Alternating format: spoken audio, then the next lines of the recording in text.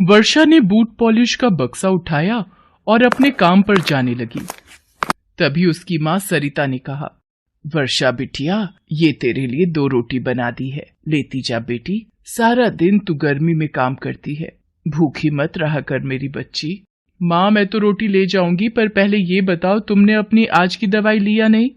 अरे मैं ले लूंगी दवाई, और तेरा ब्याह किए बिना मैं ऊपर नहीं जाने वाली। तेरी शादी की जिम्मेदारी तेरे बापू मुझे देकर गए थे। उनकी इच्छा थी अपने हाथों तेरा ब्याह करने की, पर माँ, तुम फिर रोने लगी। ऐसे तुम्हें रोता छोड़कर जाऊंगी तो काम में भी मेरा मन नहीं लगेगा। अच्छा ठीक है, मैं नहीं रो रही हूँ। शाम को जल्दी आ जाना। ठीक है माँ, मैं जल्दी लौट आऊंगी। वर्षा अपनी माँ सरिता के साथ रहती थी। उसके पिता के देहांत के बाद वर्षा रेलवे स्टेशन पर बूट पॉलिश का काम करती थी। ट्रेन से उतरने चढ़ने वाले ज्यादातर सभी मुसाफिर वर्षा से ही बूट पॉलिश करवाते थे। कितने पैसे हुए बूट पॉलिश के? जी 10 रुपए। 10 रुपए? तुम बूट पॉलिश वालों ने भी अपने रेट बढ़ा दिए, वरना जरा सी पॉलिश के 5 रुपए जाते। साहब, हर चीज महंगी हो गई है। आप किसी भी बूट पॉलिश वाले से पूछ लो, सब 10 रुपए ही लेते हैं। मैंने कोई ज्यादा पैसे नहीं मांगे। वर्षा को रोजाना ऐसी ही बातों को सुनना पड़ता था। वर्षा बूट पॉलिश के काम से जितने भी पैसे कमाती, वो माँ की दवाई और घर के रोजाना के राशन में खर्च हो जाते। एक दिन वर्षा अपना काम करके घर जा रही थी। आज उसे बहुत देर हो गई थी। रात के 8 बज चुके थे। आज तो बहुत देर हो गई, अंधेरा घिराया है। माँ भी घर पर इंतजार कर रही होंगी। इस गली में से चली जाती हूँ। लगता है गली में खंबे की लाइट गई हुई है, तभी इतना अंधेरा है। मेरा पीछा कौन कर रहा है? अरे कौन हो तुम? छोड़ो मुझे। अरे हाथ में आई चिड़िया को कैसे छोड़ दूं? बचाओ, कोई बचाओ, मुझे छोड़ दो मुझे। अरे तुझ जैसी मामूली बूट पॉलिश वाली लड़की की मदद को कोई नहीं आएगा। छोड़ लड़की को, वरना तू कौन लगता है इसका? एक काम कर, दोनों समझौता कर लेते हैं। और ऐसे समझ गया ना? अब तो गया समझ। लड़कियों की इज्जत कैसे की जाती है, ये मैं अपने तरीके से तुझे समझाता हूँ। लड़का बदमाश की खूब पिटाई करता है। बदमाश घबरा कर वहाँ से भाग जाता है। आपका बहुत बहुत शुक्रिया, आपने मेरी सहायता की। इसमें शुक्रिया की कोई बात नहीं है। लड़कियों की इज्जत कैसे की जाती है, इन बदमाशों को समझाना पड़ता है। आइए, मैं आपको घर तक छोड़ देता हूँ। अरे नहीं, मैं चली जाऊंगी। मेरा घर कुछ ही दूरी पर है। अच्छा ठीक है, वैसे अब घबराने की कोई जरूरत नहीं है, वो बदमाश वापस नहीं आएगा। वर्षा घर की ओर मुड़ जाती है और घर जाकर वो सारी बात अपनी माँ को बताती है। मुझे तो लगता है शायद वो लड़का भगवान के रूप में तुम्हारी मदद को आ गया। हाँ माँ, तुम सही कह रही हो। सचमुच भगवान ने ही उसे मेरी मदद को भेजा था। इस बात को कुछ दिन बीत जाते हैं। एक दिन वर्षा रेलवे स्टेशन पर बैठकर बूट पॉलिश कर रही थी। तभी ट्रेन से वही लड़का उतरता है और वर्षा के पास आकर कहता है, अरे जरा ये बूट पॉलिश करवाने थे। बाबूजी, आप तो वही है ना जिन्होंने उस रात? हाँ, तुम तो वही हो। अच्छा, तुम यहाँ बैठती हो। उस रात अंधेरे में तुम्हें देखा था तो एकदम से पहचान नहीं पाया। ये लो बूट पॉलिश के पैसे। अरे नहीं साहब, आपने मेरी जान की हिफाजत की थी, मैं आपसे पैसे कैसे ले सकती हूँ? अच्छा, मुझे एक जरूरी काम है, मैं चलती हूँ। क्या हुआ, अचानक तुम यहाँ से जाने क्यों लगी? सब ठीक तो है? अरे सुनो तो। वर्षा के कदम तेजी से घर की ओर बढ़ जाते हैं और वो घर पहुंचकर अपनी माँ से लिपट जाती है। माँ, वो वही हैं जिन्होंने उस रात मेरी इज्जत की रक्षा की थी। मैंने उनके हाथ पर अपने हाथ के जैसा वह लिखा निशान बना देख लिया था। क्या? इसका मतलब वो लड़का विकास है, यानी कि तेरे बापू के बचपन के दोस्त मोहन भाई साहब का बेटा? हाँ माँ, पर मैंने उन्हें कुछ नहीं बताया, पर मैंने अपने हाथ का निशान भी छुपा लिया। तुम ही बताओ माँ, एक बूट पॉलिश वाली लड़की को अपनी बहू कौन बनाएगा? अब वक्त बहुत आगे निकल गया माँ, इस बात को 20 साल हो गए हैं। मैं जानती हूँ मेरी बच्ची, उन बीते दिनों को मैं भला कैसे भूल सकती हूँ जब हम लोग गांव में एक साथ रहते थे। तेरे बापू और मोहन भाई साहब की दोस्ती की पूरा गांव तारीफ करता था।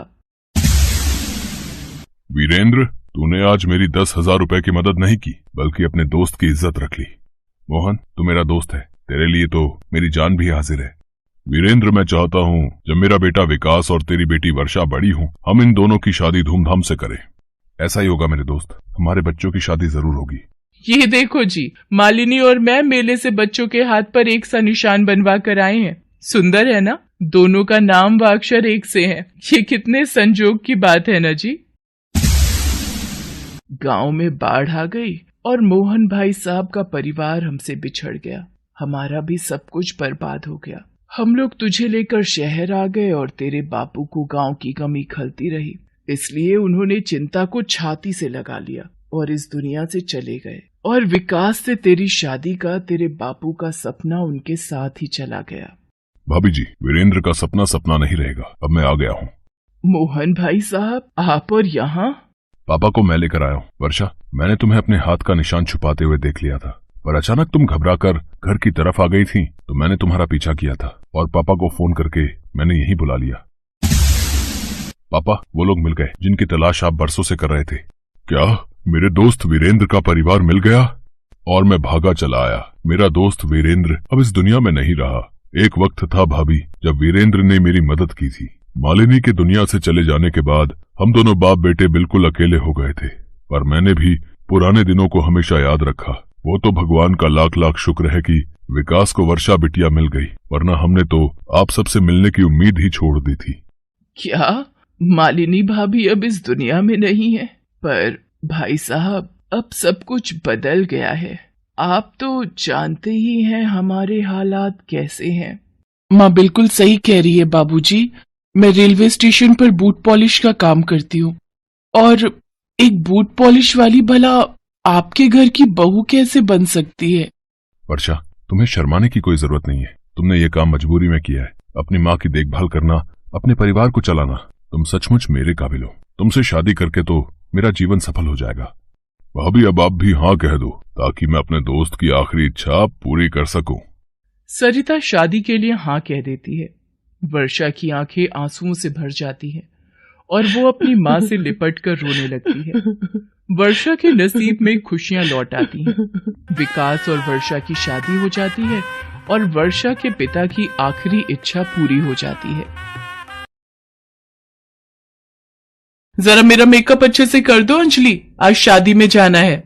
हाँ चाची, आप चिंता मत करो, हम तीनों बहनें मिलकर आपका बहुत अच्छे से मेकअप करेंगी। ये बोलकर अंजलि अपनी दोनों बहनों के साथ मिलकर उस औरत का मेकअप करती है। उसके बाद वो औरत अपने आप को आईने में देखती है तो उसके होश उड़ जाते हैं। खुश होकर वो अंजलि के हाथ में 500 रुपए दे देती है। अंजलि, माधुरी और अनुराधा तीनों बहनें हैं। तीनों बिलासपुर नाम के एक गांव में अपने माता पिता के साथ रहती हैं। वो लोग बहुत गरीब हैं, इसीलिए तीनों बहनें मिलकर गांव की औरतों को सजाने का काम करती हैं। ये काम करते करते उन तीनों को इस काम से प्यार हो जाता है। वो तीनों इस काम में माहिर हो जाती हैं। इसीलिए गांव की औरतें सजने के लिए इन तीनों बहनों को ही हमेशा बुलाती हैं।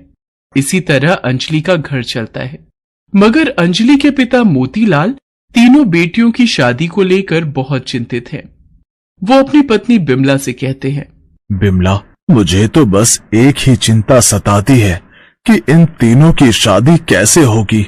हाँ जी, मैं भी हमेशा यही सोचती रहती हूँ।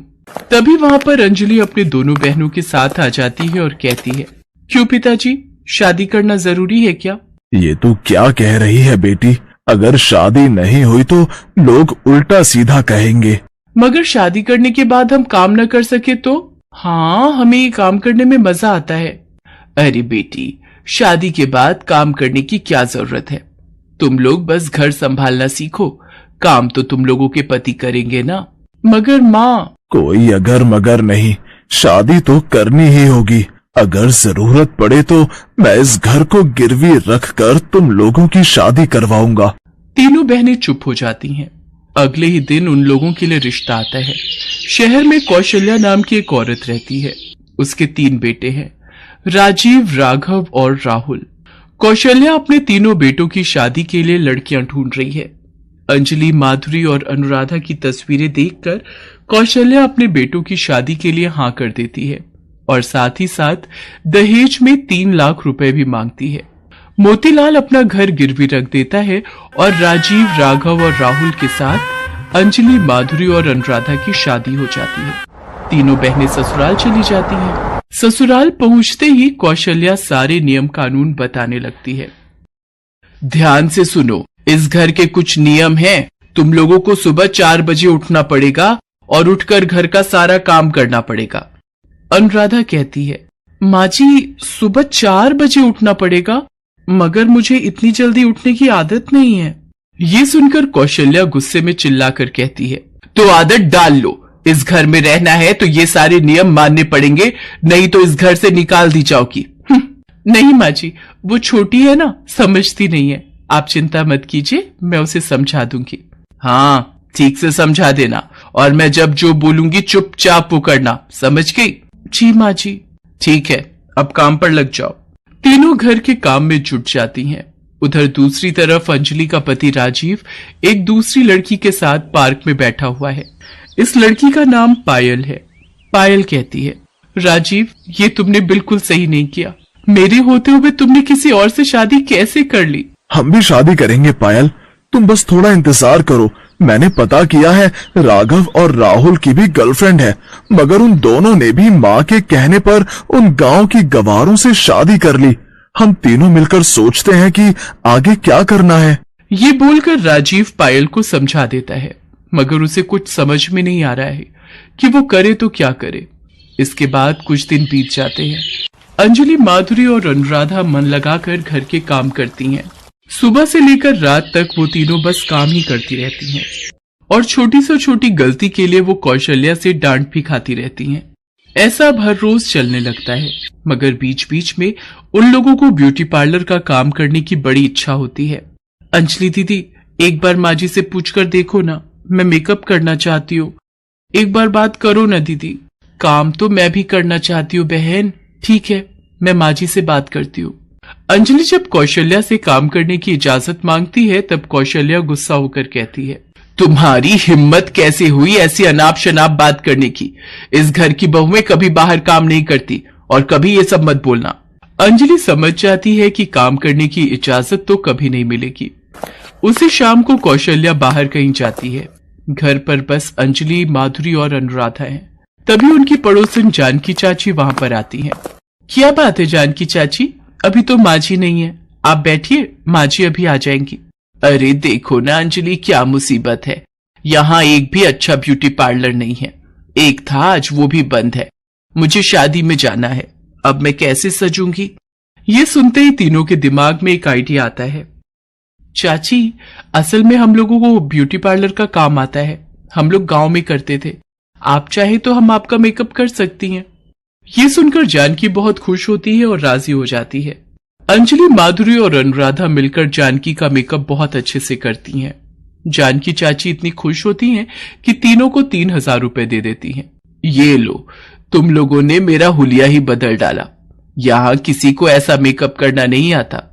और तभी कौशल्या वहां पर चली आती है और अंजलि को पैसे लेते हुए देख लेती है, और ये देखने के बाद कौशल्या गुस्से में आग बबूला हो जाती है। क्या मेरे मना करने के बावजूद तुम लोग पैसों के लिए मेकअप कर रही हो? मेरी बातों का उल्लंघन कर रही हो? नहीं माँ जी, आप जैसा सोच रही है वैसा नहीं है। कैसा है वो मुझे दिख रहा है। निकल जाओ मेरे घर से, अभी के अभी निकल जाओ। अरे कौशल्या, गुस्सा क्यों करती है, जाने देना। तू चुप रह जानकी, तुझे तो मैं बाद में देखती हूँ। जानकी वहां से चली जाती है और तभी राजीव, राघव और राहुल गले में वरमाला पहने हुए वहां प्रवेश करते हैं। उन लोगों के साथ उनकी नई पत्नियां हैं। राजीव कहता है, माँ, पता है आप गुस्सा करेंगे, मगर हमने फिर से शादी कर ली।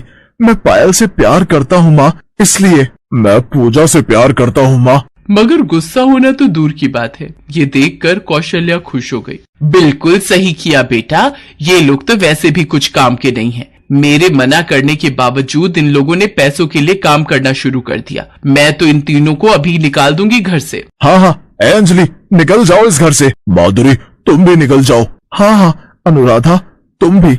मैं आज से मेरी नई बीवी के साथ रहूंगा। अंजलि, माधुरी और अनुराधा तीनों रोने लगती हैं, मगर कौशल्या और बाकी सभी मिलकर उन तीनों को घर से निकाल देते हैं। अंजलि, माधुरी और अनुराधा तीनों रास्ते में रात गुजारती हैं और सुबह तीनों की तीनों उल्टियां करने लगती हैं। तभी वहां पर जानकी चाची आ जाती हैं और तीनों को अस्पताल लेकर जाती हैं।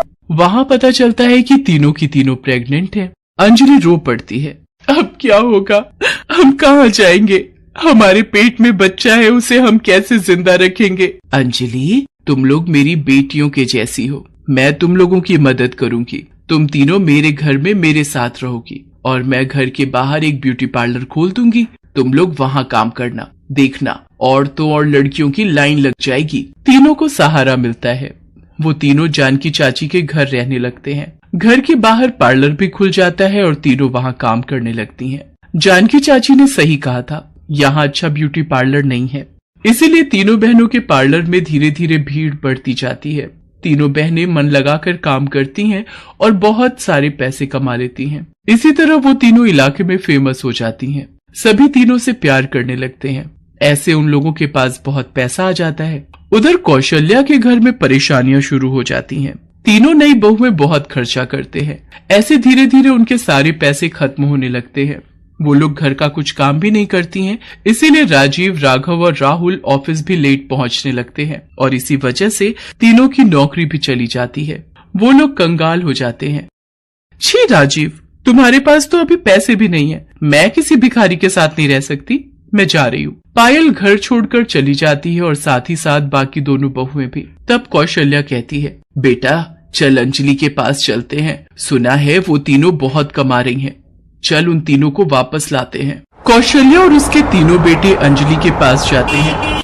अंजलि अपनी दोनों बहनों के साथ ब्यूटी पार्लर में काम कर रही थी। सब सुनकर अंजलि कहती है, हम नहीं जाएंगे वापस। नहीं जाएगी मतलब? मैं तेरा पति हूँ और मैं तेरी सास। अगर बात नहीं मानी तो मैं मार मार के तुम तीनों को यहीं दफन कर दूंगी। तभी इलाके की सारी औरतें वहाँ पर चली आती हैं। जानकी भी चली आती है।